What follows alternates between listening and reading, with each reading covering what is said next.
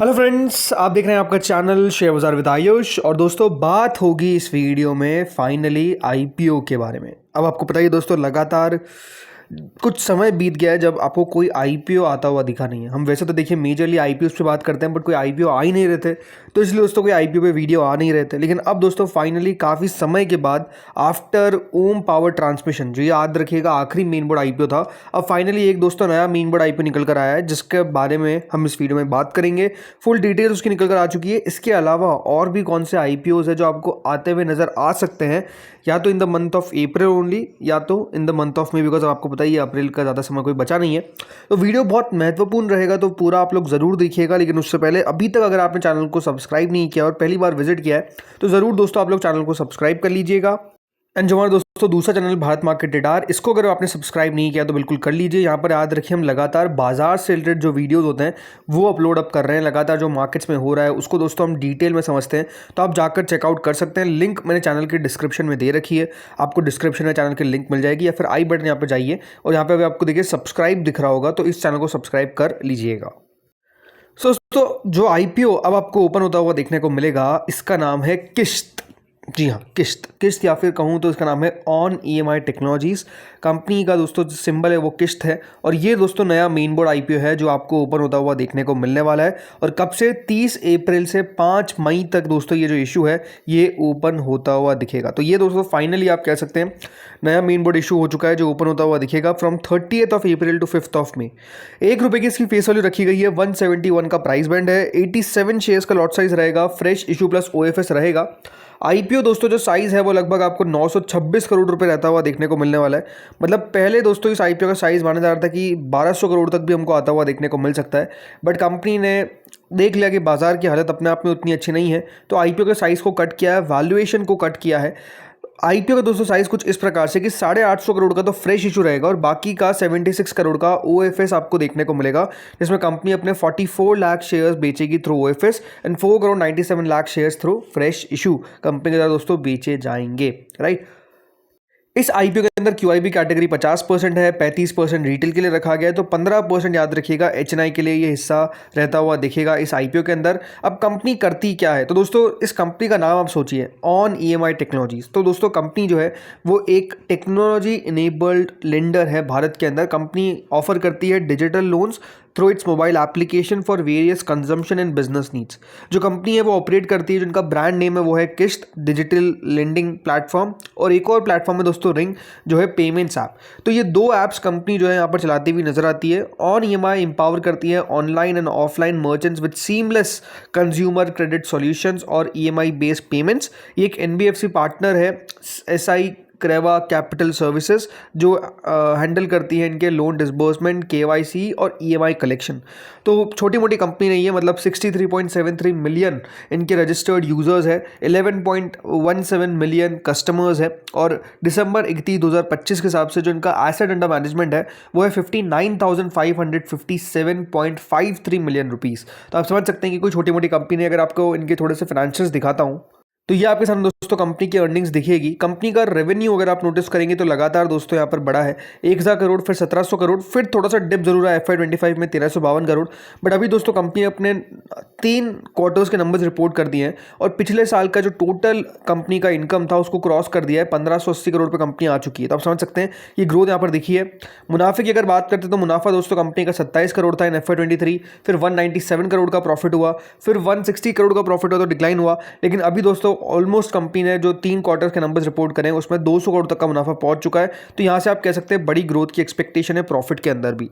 तो valuation wise दोस्तों ऐसा नहीं कि कंपनी बहुत महंगी नजर आती है इन द फ्रंट फेस, मतलब कंपनी दोस्तों अपना आईपीओ लेकर आ रही है। वैसे इसको देखिए प्राइस टू बुक वैल्यू के हिसाब से नापना सही रहेगा, बट अगर प्राइस टू अर्निंग की बात करते हैं तो लगभग दोस्तों यहाँ पर कंपनी का जो आईपीओ आ रहा है, पोस्ट आईपीओ की मैं बात कर रहा हूँ, वो है 10.84।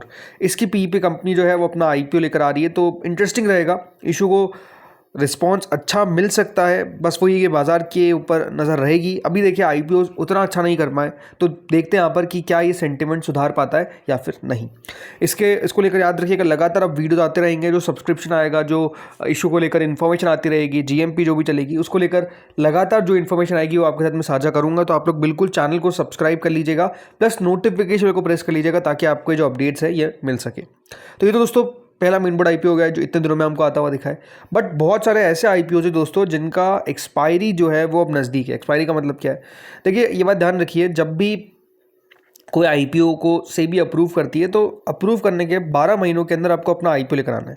क्योंकि इतना मार्केट ख़राब हो गया था दोस्तों, सेबी ने अभी समय सीमा बढ़ा दी थी कि चलिए आपको हम कुछ और समय देते हैं, उसमें अगर आपको आईपीओ लेकर आना है तो लेकर आ जाइएगा। लेकिन स्टिल जो बहुत सारी कंपनीज़ है उनकी जो एक्सपायरी है वो आ रही है, क्योंकि अप्रूवल्स का जो डेट है वो दोस्तों याद रखिएगा 12 महीनों को भी पास कर गया है। अब जैसे मैंने कहा सेबी ने अप्रूव जो कर दिया था कि थोड़ी सी डेट्स को आगे बढ़ा दिया था, तो अभी आपके पास समय है। बट स्टिल ये कंपनीज अगर दोस्तों जल्दी आईपीओ लेकर नहीं आई तो डेफिनेटली इनका आईपीओ जो है वो आपको एक्सपायर होता हुआ दिख सकता है। एंड कंपनीज को फिर पूरा याद रखिएगा काम करना पड़ेगा, वापस से अपने पेपर्स फाइल करने पड़ेंगे, देन सेबी से अप्रूव करवाना पड़ेगा, तब जाकर दोस्तों ये वापस से अपना आईपीओ लेकर आ पाएंगे, राइट।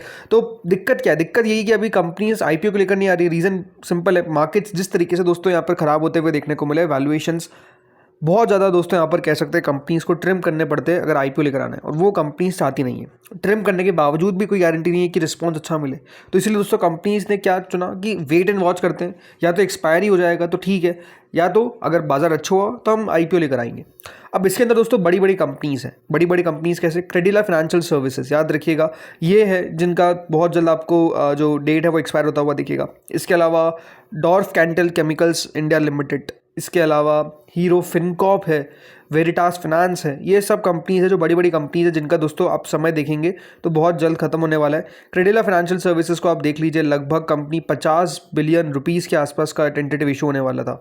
डॉर्फ कैंटल का बड़ा इशू होने वाला था। इसके अलावा दोस्तों कंपनी आती है continuum green, hero Fincorp, Veritas finance, Greaves electric mobility, इसमें तो याद रखिएगा शेयर होल्डर भी था, ठीक है। इसके अलावा दोस्तों यहाँ पर आपको A1 स्टील्स इंडिया और भी बाकी ये 2-3 कंपनीज है जो दोस्तों बड़ी कंपनीज है, राइट, जो अपना आईपीओ लेकर आ सकती थी। तो अब ये है कि अगर मार्केट दोस्तों ऐसे सुधरेगा, अगर बाजार में एक अच्छी रिकवरी हमको देखने को मिलती है, देन देयर इज़ पॉसिबिलिटी कि दोस्तों ये कंपनीज जो है वो अपना आईपीओ लेकर आ सकती है, बिकॉज इनके पास ऑप्शन नहीं रहेगा ज़्यादा उसको और स्ट्रेच करने का, बिकॉज समय खत्म हो जाएगा। तो देखते हैं यहाँ पर कि ये कंपनीज क्या करती है, क्या आईपीओ लेकर आती है या फिर नहीं आती है। बट नो डाउट जैसे मैंने कहा, ये दोस्तों कुछ कंपनीज है जिनके ऊपर आपको नज़र रखनी चाहिए, बिकॉज हो सकता है कि आप बहुत जल्द इनमें से कुछ कंपनीज को आईपीओ लाता हुआ देखें, ठीक है। इसके अलावा और कौन सी कंपनी है दोस्तों, तो और भी बहुत सारी कंपनीज है। 11 ऐसी पब्लिक इश्यूज हैं जिनको सेबी से एनओडी मिल चुकी है, और ये भी कभी भी अपना आईपीओ लेकर आ सकते हैं। ये भी देखिए सिंपल सी बात है, बाजार के बढ़िया होने का इंतजार थोड़ा सा कर रहे हैं।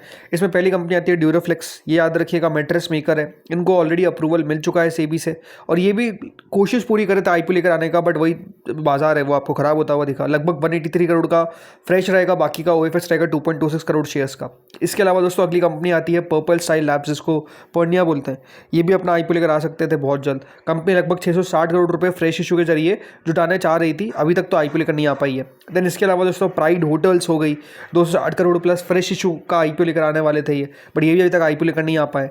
इसके अलावा ओरिएंट केबल्स हो गई, इसके अलावा मिल्की मिस्ट हो गई, इसके अलावा हीरो मोटर्स हो गई, और इसके अलावा दोस्तों जुनिपर ग्रीन हो गई। मतलब इसका तो नाम बहुत ही चला था, बट ये अपना आईपीओ लेकर ना आ पाए।